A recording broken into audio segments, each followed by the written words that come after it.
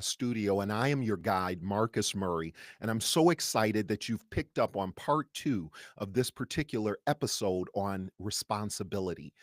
In order to succeed in life, and I think we need to first figure out what in the world does success mean. But before that, this is actually to all the moms and dads. And I would say the question is, where the heck is your dad? You know, as a father, and again, many of you know that I've been married for 31 years. I've been with the love of my life for 32 years.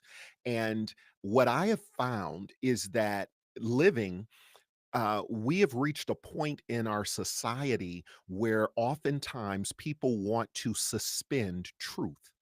When I say suspend truth, people are attempting in this current culture to take societal norms and make them ostracized, like that's nothing, that's nothing, it doesn't mean anything, it has no value. And they want to take things that you and I know make absolutely no sense, and they want us to celebrate them. I'll give you an example. I shared with you just a second ago that I've been married for 31 years to the same wife. No other wives. All of the children are from the same wife. And when we had our 31st wedding anniversary, I had a few people that actually called to say happy anniversary.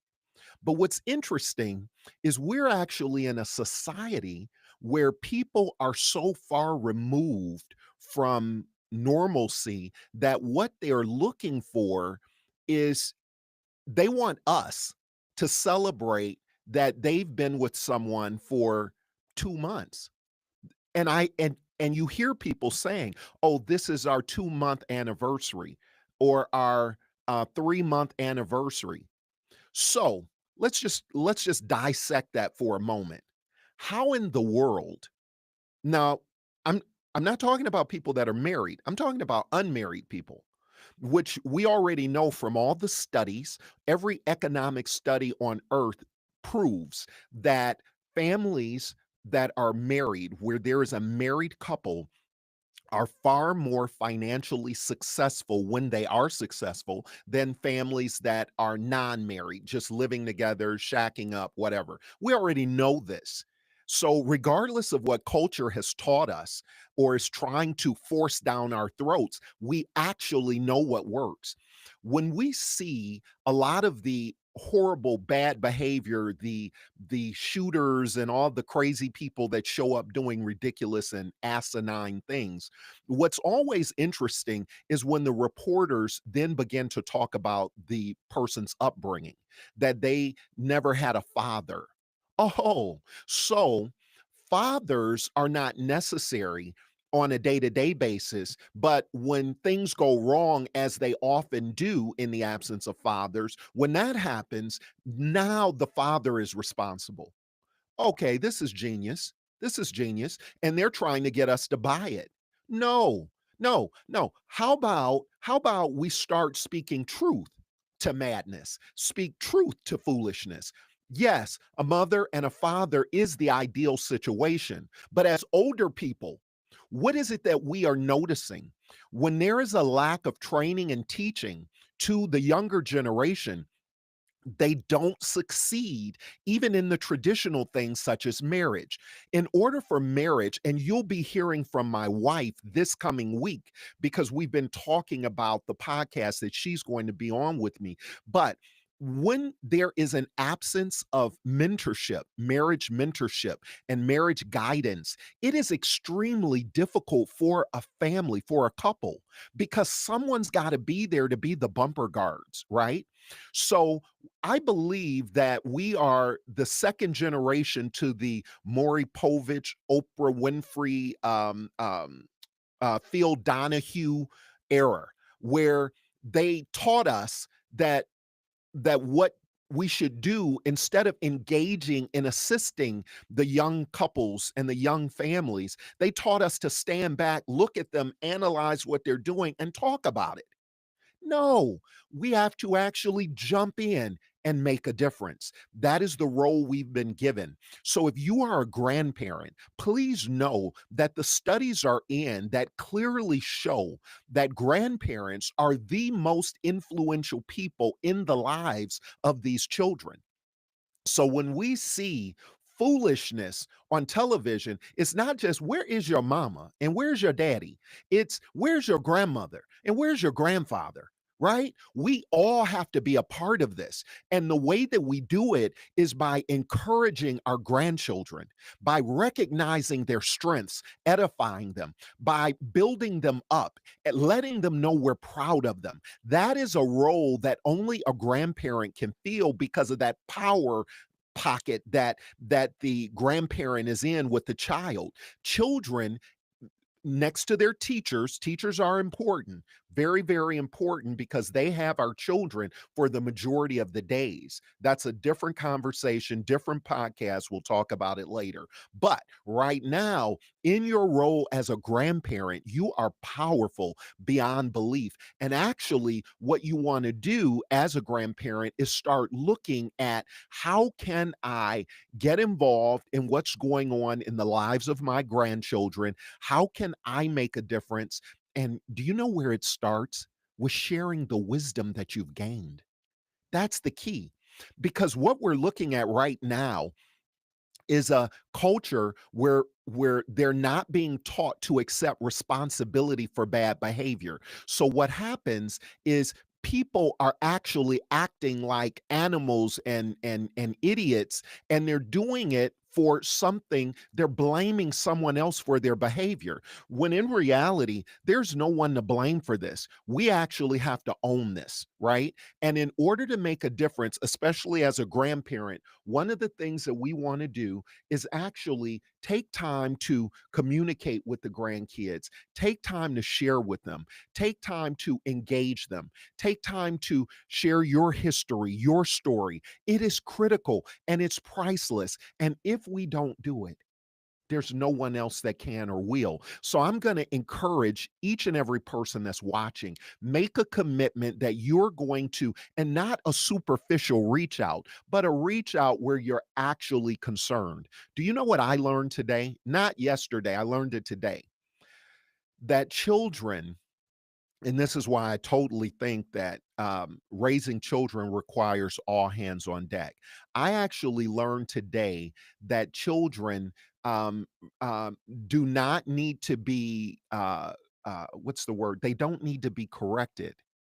They need to be reinforced and guided. Like, I didn't get this, that you actually have to encourage exploration in children. So it's not order that helps them, it's actually guided exploration that makes children achieve all that they desire in their hearts.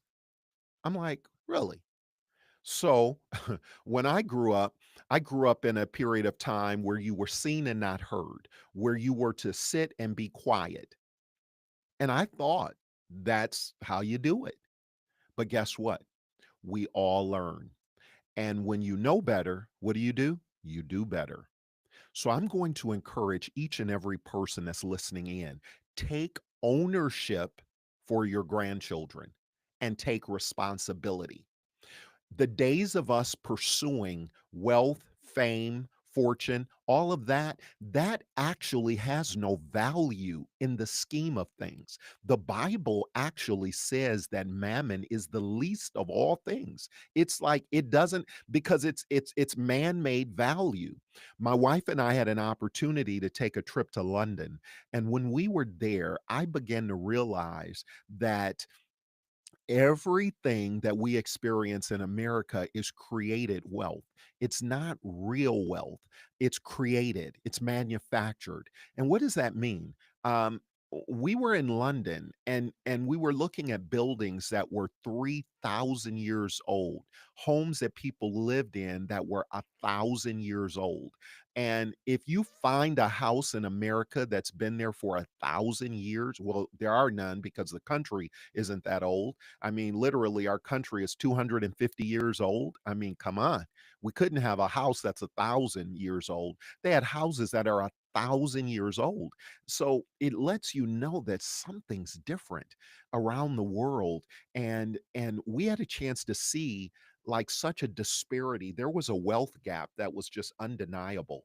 The people that were there in London, many of them that were working in the hotel, in a lot of the stores, they weren't wearing socks.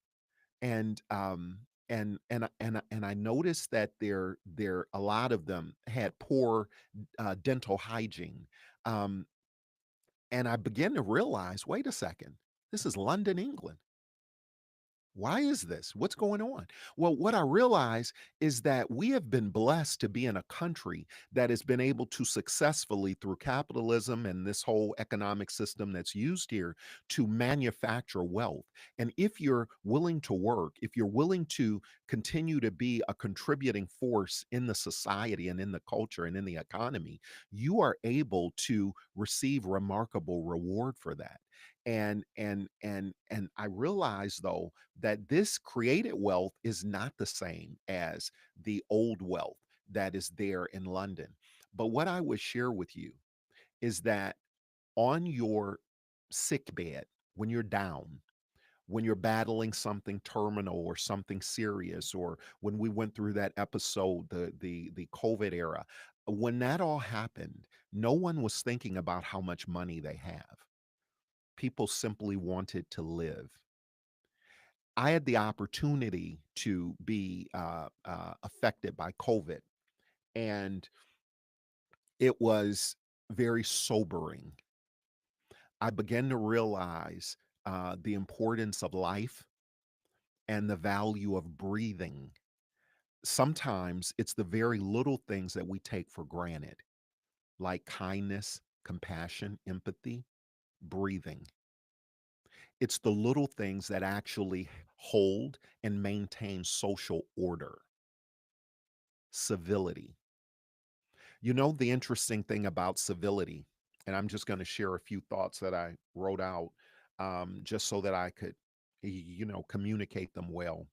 But civility creates the social constraint. It Civility creates the social order. Civility is a very important part. The Bible, when the Bible references civility, it says, "Do unto others as you'd have them do unto you." That's actually civility in its at its core. Treating people the way that you would like to be treated. Civility encourages respectful interaction, even when opinions differ. Civility and empathy, they help individuals consider how their actions affect others, and they promote cooperation.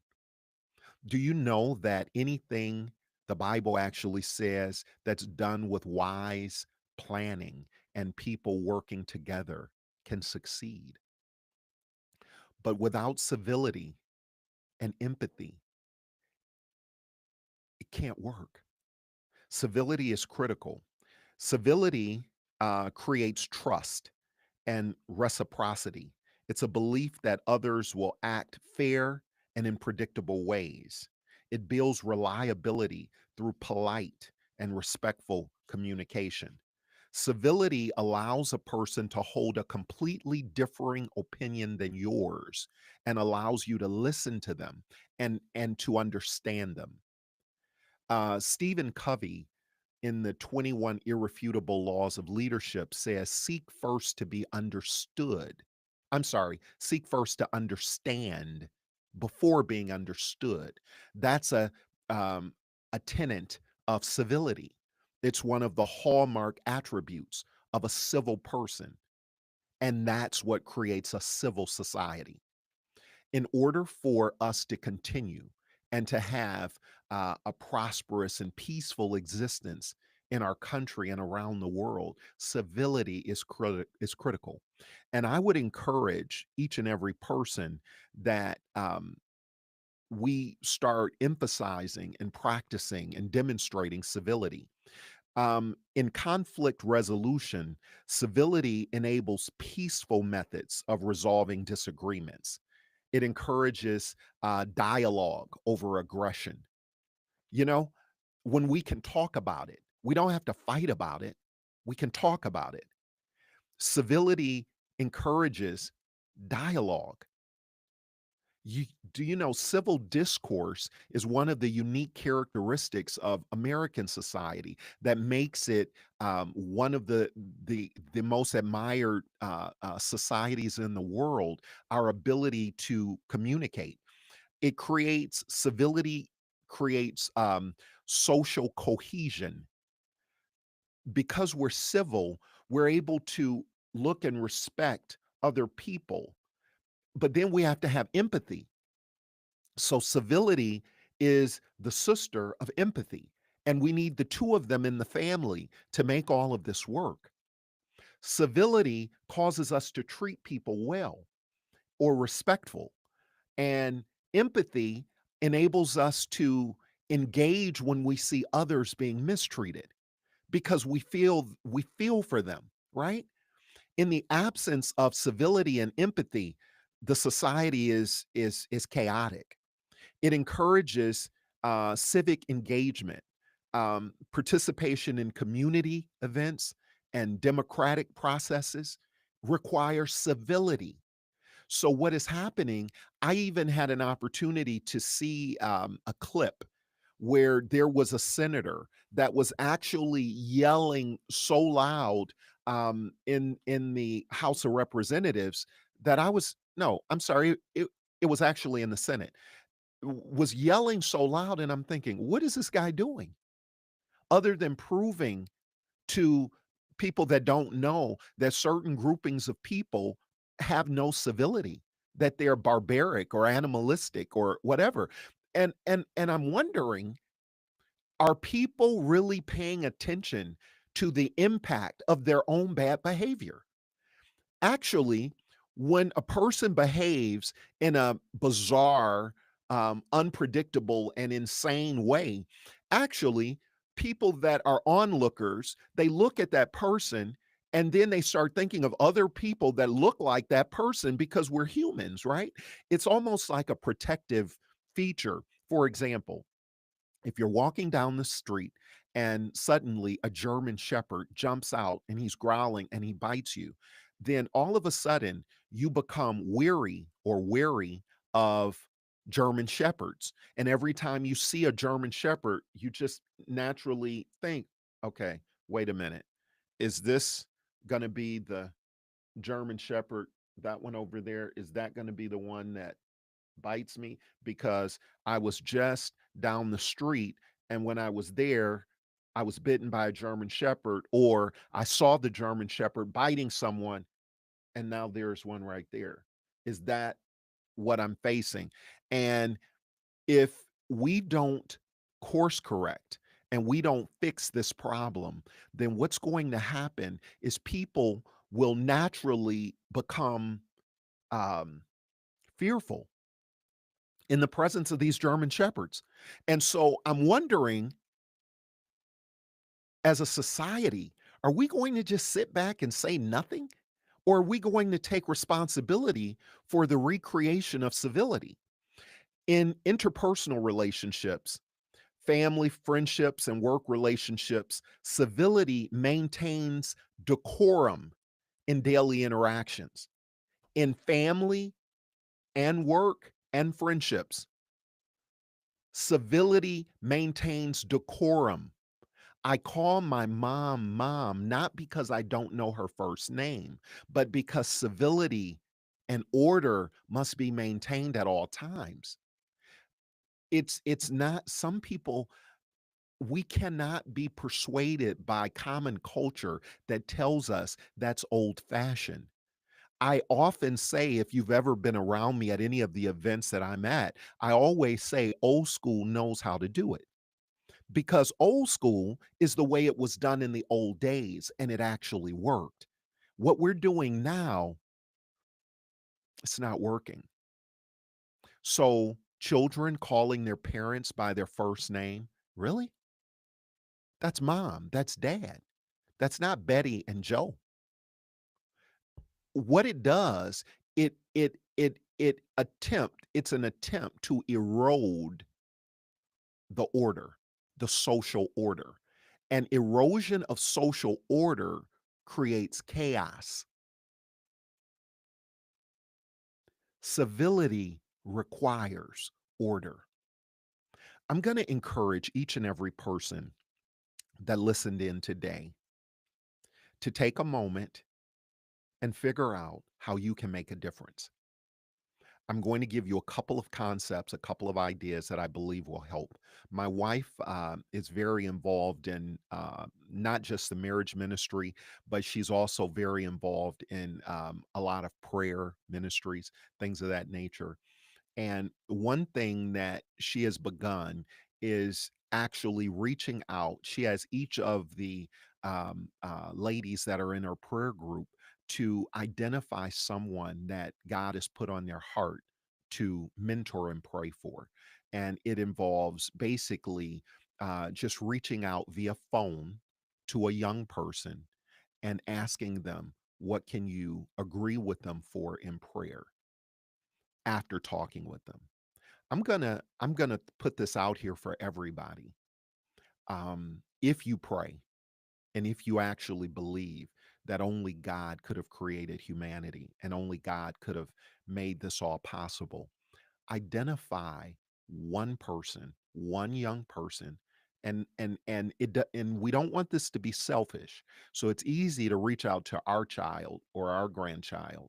I want you to reach out into the community and grab someone via phone and ask, what can I agree with you for in prayer? What can I pray you through? What is it that you're dealing with that you want me to believe with you in prayer that you'll overcome or you'll achieve? Take that, make that contribution. And I believe that one step at a time, we can actually change the trajectory of the future. Remember, there are less than 1 million of us that are a part of the No Time to Waste podcast community. But if we all just reach one, that number really, really grows. I want to also thank our secret listeners for joining in. And I want to encourage you to feel brave enough to share this content with someone else. The only way that we can fix our current situation and we can actually transform as people is to take responsibility and be a part of the solution. And there is a solution for everything that we see.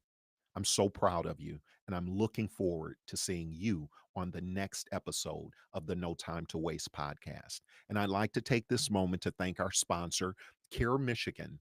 Care Michigan is a medical case management company located in the state of Michigan that specializes in working with individuals that have been severely injured in motor vehicle accidents. So if you or anyone that you know has been severely injured in a motor vehicle accident, please reach out to Care Michigan at 833 696 2626 or www.caremichigan.com and let them know you heard about them on the No Time to Waste podcast.